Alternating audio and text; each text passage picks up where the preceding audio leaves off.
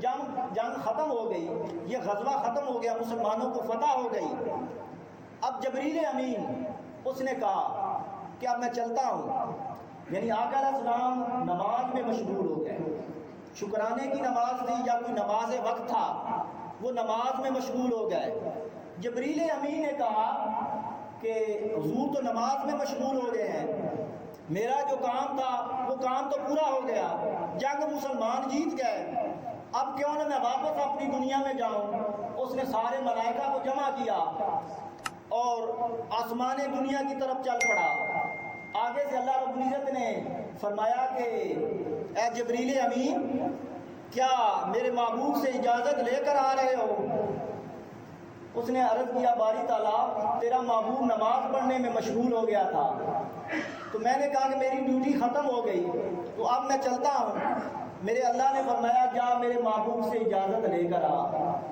حدیث پاک میں ہے، میرے اللہ نے فرمایا کہ جا اجازت لے کر آ۔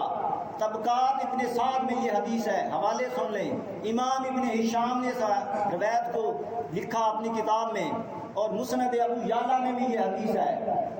جبریل امین واپس آئے، آقا نماز پڑھ رہے تھے، آقا نماز پڑھ رہے تھے، میرے آقا حالت نماز میں مسکرا رہے تھے اور اشارہ کر رہے تھے۔ جبریل امین گھوڑے کے اوپر سوار تھا، آقا کے سامنے کھڑا ہے، آقا بھی مسکرا رہے ہیں اور جبریل امین بھی مسکرا رہے ہیں۔ صحابہ کرام نے عرض کیا، جب نماز ختم ہوئی تو صحابہ کرام نے پوچھا یا رسول اللہ آپ حالت نماز میں مسکرا رہے تھے اور اشارہ کر رہے تھے، کیا وجہ تھی؟ تو میرے آقا نے فرمایا کہ جبریل امین میرے سامنے کھڑا تھا اور وہ مجھے اشارے سے کہہ رہا تھا کہ میں اپنی فوج کو لے کر اوپر چلا گیا تھا، اللہ نے مجھے واپس بھیج دیا اور فرمایا کہ جا میرے محبوب سے اجازت لے کے آ۔ تو ان کا اشارہ یہ تھا، اشارے سے جو بات ہوئی ان کا اشارہ یہ تھا کہ آقا مجھے اللہ نے واپس بھیج دیا، اور آقا نے جو اشارہ بھیجا، آقا نے جبریل امین کو جو اشارہ کیا اور مسکرائے، اس کا مطلب یہ تھا کہ اے جبریل دیکھ لیا مقام مصطفیٰ، پتہ چل گیا مقام مصطفیٰ کیا ہے، اللہ نے تجھے واپس بھیج دیا ہے۔